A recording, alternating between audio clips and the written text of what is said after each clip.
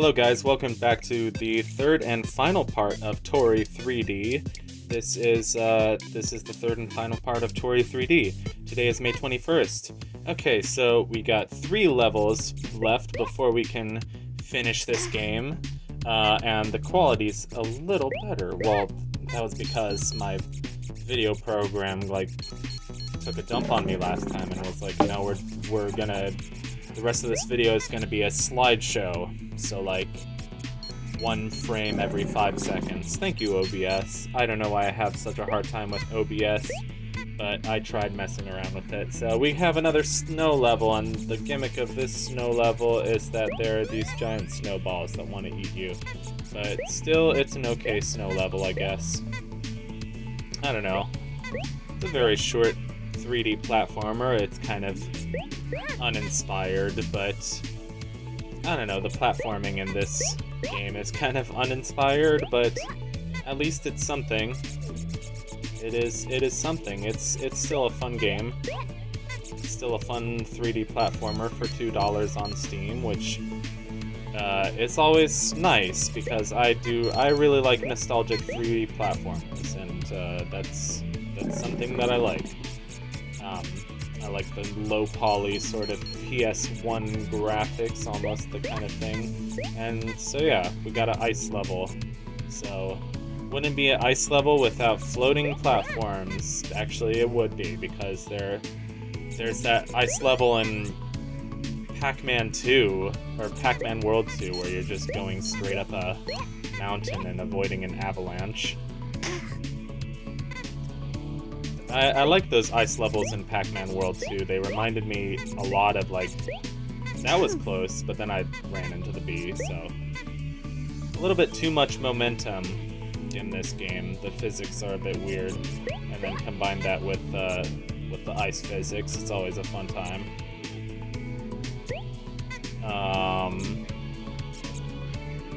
What else is there? I don't know, I finished watching a long play of Blues Brothers 2000 for the N64, and it actually...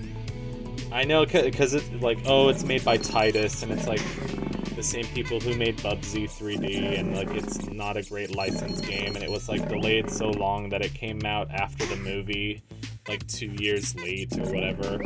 But it actually looked like a decently fun game, a game that I'd be willing to try. So here I died a lot on purpose because I was trying to go for all the stars. So, but on some of these later levels I didn't go for all the stars because I was kind of tired of this game's BS. So, I don't know. Yeah, this section is kind of fun. It's just, if you take it nice and slow, you can get all the stars. And then I was like, hey, I don't want to die just so I can get all the way to the bottom of this hill / slope thing, so let's just do that. Not a terrible level. Okay. That only took me 3 minutes. Wow. Yeah, it's not a terrible level. I did get all the stars. That's so cool. Yeah, Neo Osaka was a okay level, but my footage for it was really crappy because the whole slideshow thing happened, so... But now you'll get to watch me do Edge Runner, which was not that much more fun than Neo Osaka, because this level is very frustrating. I still like this sort of aesthetic. I like the night highway kind of aesthetic. I think it's really cool. I like the music, it's very kind of cyberpunk. But of course the actual level itself is very frustrating. It's got a lot of these moving train things, or buses, or whatever you want to... I guess they look sort of more like buses. They're just very, generic moving vehicles. Oh, amen break. I like the amen break. I like whenever the amen break comes up. It is, as a musician, nerd, goon, absolute buffoon of a person that I am, I do enjoy the amen break when I can spot it in pop culture. Pop culture. I guess I don't know, the amen break is sort of pop culture already, but it's niche enough so that only musicians know what an amen break is, usually. And no, I'm not going to explain it. You use Wikipedia for that. I am not your Wikipedia. I could be your Wookiepedia, you know, like Star Wars has the Wookiepedia. Not sure why there's Space Invaders over there, or whatever that's supposed to be. Also, I don't like the bees here. This song reminds me, oddly, of Bye Bye There from Pizza Tower. It's the song that plays during the final escapes section. Which, by the way, I've already beaten Pizza Tower twice. I honestly feel like I could beat it a third time, just for fun. Because it's becoming my new comfort game. It's just... Obviously, I don't think I'm, like, crazy enough to go for P ranks. Let's see, I didn't even get go for all secrets. I did get all the tower treasures. I used the walkthrough. And here I turned on caps lock by mistake.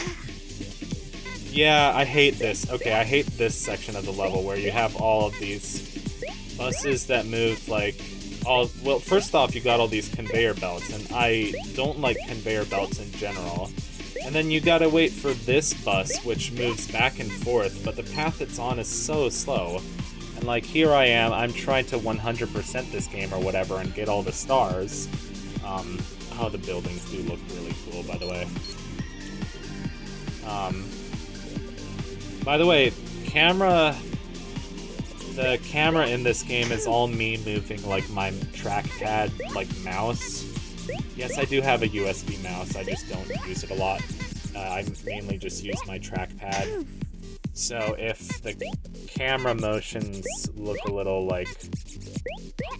I don't even know what you would call it. Like, sharp. Too sharp. But honestly, I was like... I kind of had a moment, I was like, oh, I forgot that I was using the trackpad to control the camera. Like, looking at this footage, it looks normal enough, like I would be using a stick or something. In most games, you know, you control the camera with a stick. I guess if you're not using trackpad for anything else, using trackpad to control the camera is decent. Like, I had a very weird... Like, I would have liked to learn how to play this game using a controller, but, like, I did well enough using keyboard, but the keyboard controls for this game are WASD to move, shift to dash, and then spacebar to jump. And the left shift key is covered with your pinky, so you're making kind of a weird claw with your left hand, and then using your pinky a lot, but not even in a straight position. You have to kind of like bend your pinky to get it. Oh, okay, I made it. That was cool. But yeah, as you can see, this level is already a lot harder because I beat that snowy mountain level in 3 minutes, and we're only like halfway through this level, and we're already at 5 minutes. Can I jump over? Oh, come on, what is that? How was I supposed to make that jump? That, I don't know. Some of the platforming in this game. I'm still torn, like, I think platformers are my favorite genre, but, like, sometimes platformers just... they make you rage.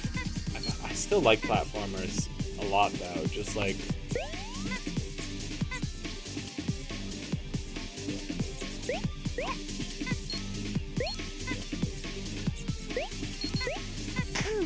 Platformers are like action, I guess, but just like games where you can move around freely. Like, I like the exploration aspect of video games a lot. RPGs, of course, you have to stop and battle. Oh, I think when I was recording this, I kind of like raged at the screen, and I was like, making, like, ironically, like, sarcastically saying that there's not enough bees in this section and that I needed more bees. But clearly there are too many bees in this section. I like a lot of point-and-click adventure games because there are a lot of those that do really stress the aspect of exploration. You know, like something like Myst, for example. But even in Myst, there's like sections where, you know, you can't move forward. You're stuck in the same few screens unless you, like, solve a puzzle. Riven is actually not like that at all, but like, Riven is so big that it's almost overwhelming. But like, I want to spend some more time playing Riven. I almost didn't get Riven to work on Steam because Steam did something stupid with Myst and Riven, and then, like, my Mac OS was like, lol, this looks like a damaged file, I'm not gonna open it. Like, I don't remember what it was, but like, they changed the format slightly, and basically, all I had to do was I had to learn how to, like, get around my Mac's security stupid system settings. But it's like, sometimes your Mac will just do that, like, haha, it looks like you're trying to open a damaged file. No, I'm just trying to play the Steam version of Myst. Also, this truck looks really stupid. It just looks like a glitch. This whole section looks glitchy. It looks really stupid. I guess maybe it's supposed to look glitchy, it's supposed to feel like claustrophobic and look really glitchy, but like, God, it's just claustrophobic. Anyway, there's the end of the level right there. Maybe it's supposed to be like, oh, the game is starting to get corrupted, and that's how it shows that. I could have gone for all 90 stars. I didn't feel like it. Okay, now we get the final level in the game. It's World.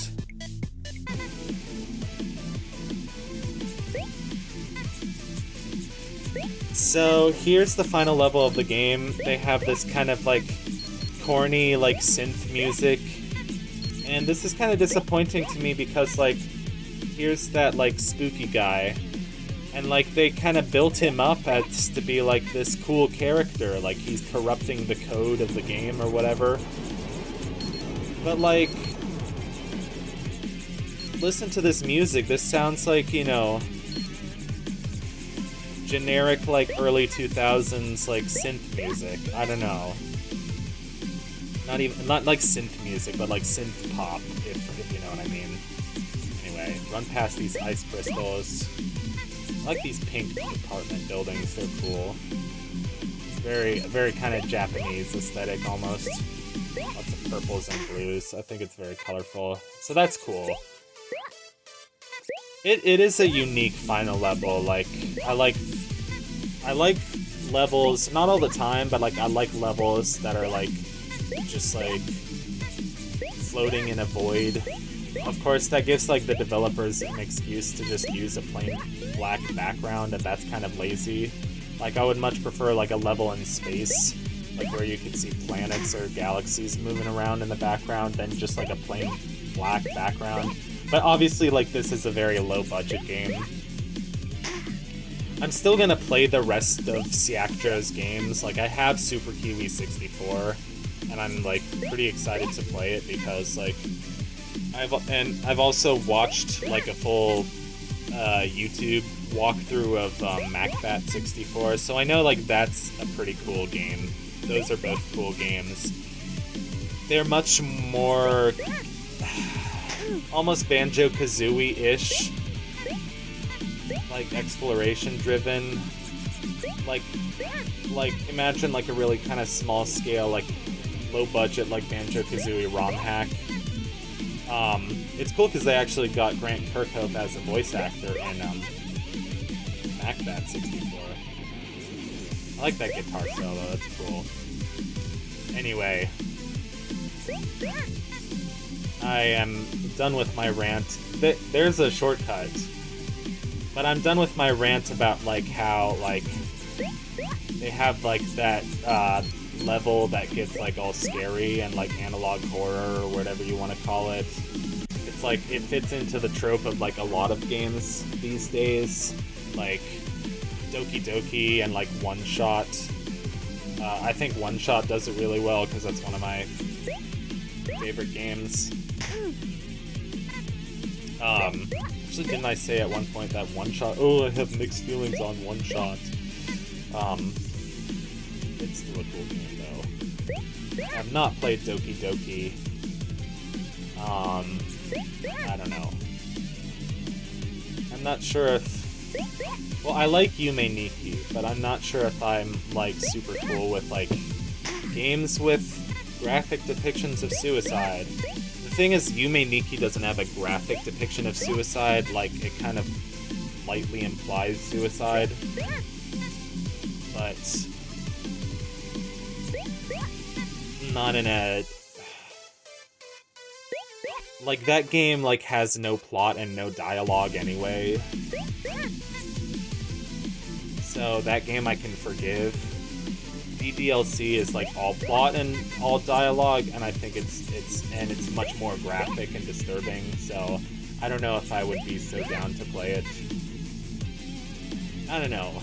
I think I'm starting to realize, I don't know, maybe, like, suicidal themes in video games are a bit more of a trigger for me than I realized, but I don't know, I'm just not really that keen on playing UDLC.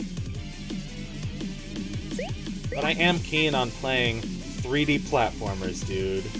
And like, even just platformers. And just like Donkey Kong Country and just like Kirby and like just good old nostalgic things. Even Sonic is okay. I still like RPGs, of course, and like I'm definitely down to play more RPGs on this channel. Although I had a moment where I felt like I was playing too many RPGs on this channel. Like, oh my god, I did Suits and Hylix and Off, and what were the other ones I did? Pilgrim's Progress and Desolate Hope, and what were some of the other ones I did? Finding Paradise, I don't know if that counts as a RPG, but it's made in RPG Maker, so Space Funeral, that's an RPG.